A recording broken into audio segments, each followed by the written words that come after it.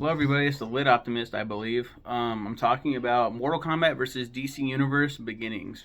As the title suggests, this comic book precedes the events of Mortal Kombat versus DC Universe, and it arguably does a much better job story wise. There are cameos from fighters who didn't show up in the game itself, and it really puts a spotlight on the dimensional separation shown in the game in a much better way. I wonder why? It's because motherfucking John Tobias has come back to do the story and art. At least I know he did one of those things, but bringing back one of the OG creators, MK, for this treatment was the way to go. If only he would have been involved with the game itself. Yeah, John Tobias was a pivotal, he played a massive role in the creation of MK. He, alongside Ed Boon, are the game's creators. Ed Boon is the only one that's like now in charge of it. It was like a band breaking up. It was really fucked up. And I used to be like really childish with, blaming when bands would break up, I mentioned it in Panic at the Disco. I used to hate Ryan Ross. Is that his name? Ryan Ross? Yeah, I used to hate Ryan Ross and John, whatever his name is. I used to hate them for forming the Young Vanes. Like, how dare you? Like they all had creative differences and they wanted to go their own separate ways. And Brendan Urie, eh,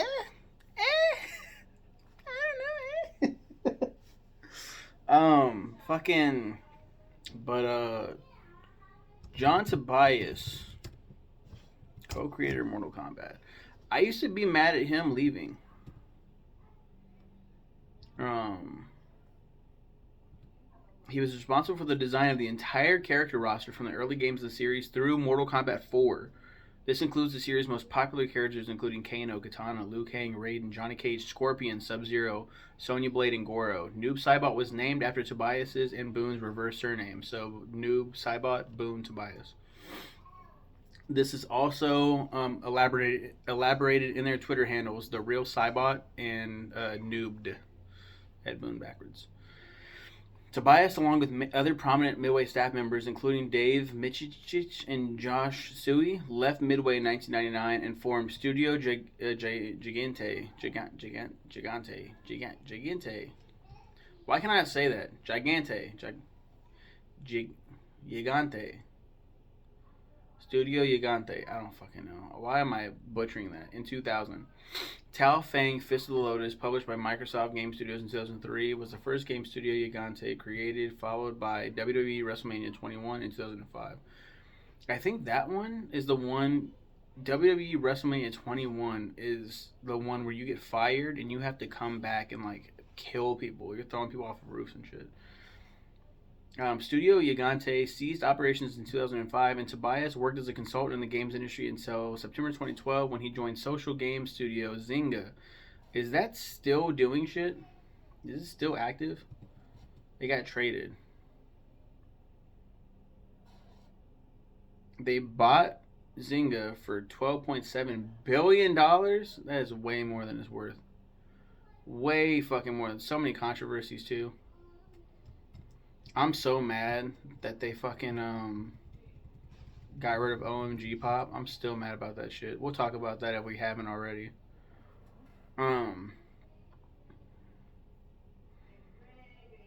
Despite being one of the original creators of the Mortal Kombat series, Tobias is not mentioned in commentary or descriptions in the making of documentaries for Deadly Alliance or Deception, but was referred to as one of 4 people who made the original Mortal Kombat.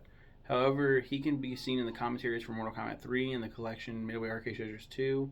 In 2008, Tobias illustrated a pack-in comic with special editions of Mortal Kombat vs. DC Universe. Tobias was interviewed at length in episode 5 of the 2020 Netflix documentary miniseries High Score about Mortal Kombat and the controversies surrounding its release. As part of the Hispanic Heritage Month 2021, Boone tweeted they both are Hispanic. They look it. John Tobias for sure. So when did he fucking fall off? He created, as I said, all the fucking characters. And there was the original arcade version of Smash TV that they worked on. Okay, so Kano originally supposed to be half American, half Japanese. He was born in America to an American father. I don't fucking remember. And then his mom took him to Japan. But then because of the movie and Trevor Goddard's portrayal, he's Australian. Kano became half Australian, half like Japanese, which is fucking cool. Katana, I don't know anything about her. Her OGness. I don't know about her creation. John Tobias disclosed that she started out as an unplayable Herald type character called Kitsune during the early development of the original Mortal Kombat game in 1991. His inspiration at the time was the character of Princess Mariko from Jordan Mechner's 1984 video game Karateka. In Tobias' design sketch, Kitsune wielded a single ornamental fan and was going to fit into the story as Shang Lao's early Shang Tsung princess daughter, the spoil of victory for winning the tournament, who would betray her father after she fell for Liu Kang. Shang instead became a minion of Shao Kahn when the story was expanded for Mortal Kombat 2, for which Kitsune was renamed Katana and made Kahn's stepdaughter, keeping up with the princess character idea. According to Tobias, her original name was rejected for being Japanese and thus not compatible with Shang and Shao, who were both Chinese in origin, before the games ultimately became a hodgepodge of nonsensical Asian mythology hoo-ha anyway. And the name Katana was created as a combo of Kitsune and Katana, the sword, that would sound generically Asian enough. During the reworking of Kitsune, Tobias drew her brandishing size, and when he presented the sketches to co-creator and producer Ed Boon, he suggested that the character could earn a duplicate through palette swapping, and thus Tobias conceived a twin, Melina, that would inherit the size, while Katana would instead brandish bladed fans. That's fucking cool. I did not know all that. I'm going to have to read a bunch of this. I'm just going off of memories for some of these as well. Liu Kang was Minamoto Yoshinsu originally, and they were like, that name is way too fucking long, dude. You need a... No, that's terrible. That's so terrible. Minamoto Yoshinsu, and this is our hero? Ah, nah, bro. For Raiden, that's my son's name as well. Named after this character. He sought inspiration for more characters in Mortal Kombat. He visited the Field Museum of Natural History, and in their Japanese artifacts display of the Asian Antiquities Wing, he found a statue of the Raijin, the Japanese god of lightning, and thunder and storms, and decided that the game needed a Japanese thunder god. On his research of the Raijin, Tobias decided to take in the deity's alternate spelling of Raiden, and seeing that the traditional Shinto Raijin was usually portrayed as a small, red-skinned demon-like creature that beat the drum to create thunder, opted to employ a different design. Tobias took inspiration from the character Lightning from the film Big Trouble in Little China, a lackey with the ability to ride and control lightning and wore a conical hat. Raiden's name was spelled this way in all the original arcade games and in every game since Mortal Kombat 4. However, the PC and console ports released in Mortal Kombat Trilogy, along with both movies and the TV series, changed the name to Rayden, fearing the original spelling would lead to copyright issues from a shoot 'em up game called Raiden, of the same spelling. Ed Boon personally hated that Acclaim spelled it with a Y. I did too. I fucking hated it. Really made me mad. Because for the longest time, I was like, is it Rayden? Everything else is spelling it this way. No, it's Raiden. So why the fuck are they spelling it Ray? Johnny Cage. Original concept sketches for a proposed fighting game by artist John Tobias showed a character called Michael Grimm, the current box office champion and star of such movies as Dragon's Fist 2, and the award-winning Sudden Violence. Tobias later described them as R-rated, really schlocky 1980s martial arts films. Midway Games had hoped to license martial artist and actor Jean-Claude Van Damme for a fighting game that was intended to be modeled after Van Damme's 1988 film Bloodsport. The company created a short demo reel that consisted of film footage of Van Damme inserted into a digital background in order to convince the actor to join the project, an attempt that was unsuccessful. When the game later became Mortal Kombat, the Michael Grimm character was retained as a spoof of Van Damme and renamed Johnny Cage, with Van Damme's split-legged groin punch from Bloodsport consequently included as one of Cage's special moves. Van Damme, this is very recent, would later voice Premier Skin of Cage in Mortal Kombat 1.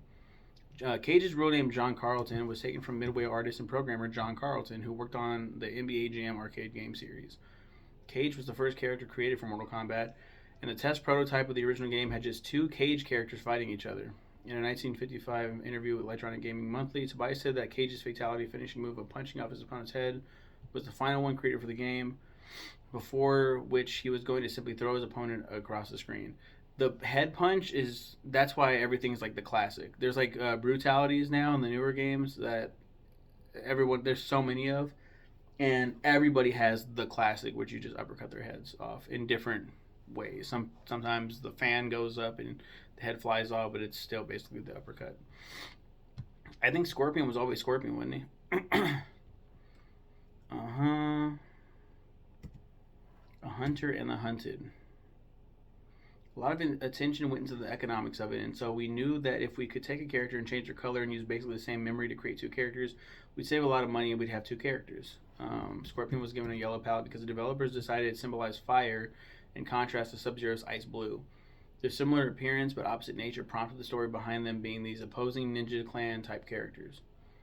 And then Reptile, he said that he came up with the idea, Ed Boon came up with the idea of Reptile while in the drive-thru of McDonald's or something. And he was like, wait, we could make a 3rd character and he could be a secret character. He could be the combination of yellow and blue, which is green, and we could call him Reptile. And oh shit, and John Tobias loved it. So right here, it doesn't list Reptile as his creation. That's Ed Boon's. Which, creation, I mean, it's fucking Green Ninja. Sub-Zero has ice powers and was first conceived by Mortal Kombat co-creator John Tobias as a mysterious character simply named Ninja. According to Richard DeVizio, the Lin Kuei idea was his input back at the very beginning of the development in the project that had been canceled by Midway Games before being restarted later, and in which originally John had Japanese ninjas. Tobias wrote his inspiration came from the controversial book China's Ninja Connection by Li Sing, which posits historical evidence for the existence of the Lin Kuei and their influence on the Japanese ninja. I was aware of there being some controversy about the author's claims, so when we split the character in 2 for palette swaps, I thought it would be fitting that one was of Chinese origin and the other Japanese to kind of embody the argument. Hunter and Hunted. Sub-Zero's early name had been Tundra, but it was changed after a member of the design team saw the 1987 film The Running Man, in which the first assassin fought by Arnold Schwarzenegger's character used the name, albeit not hyphenated.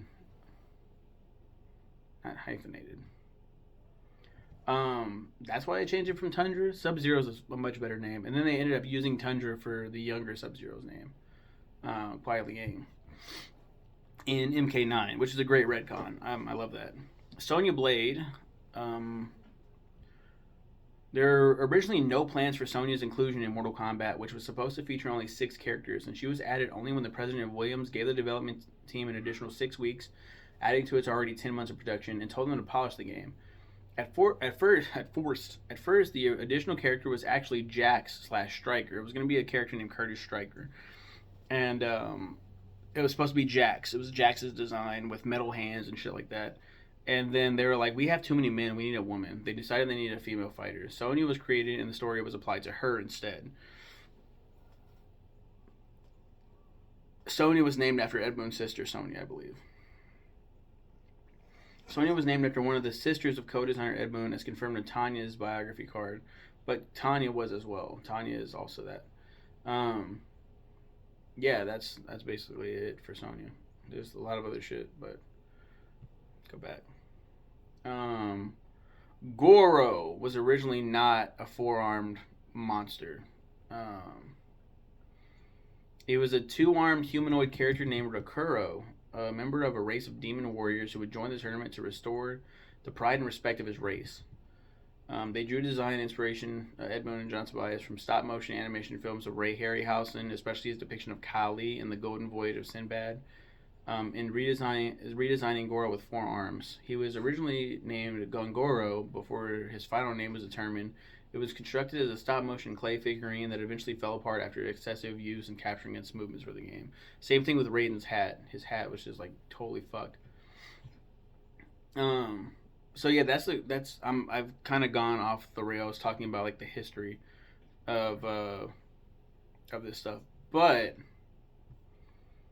My whole point is John Tobias was really instrumental in creating all these characters in MK2. He created a lot in MK3 and MK4, as it said, all these characters.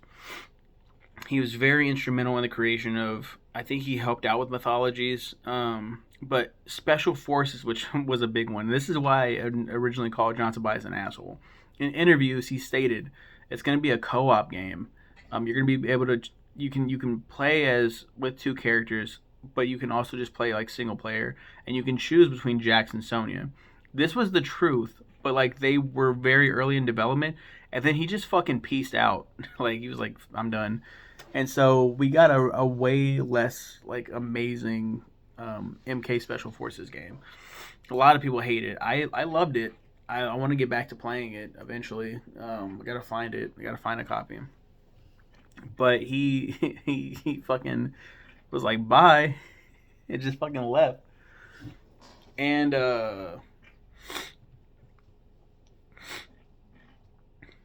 you, yeah, that's basically it. Um, you guys have a good one. I'm gonna end it now.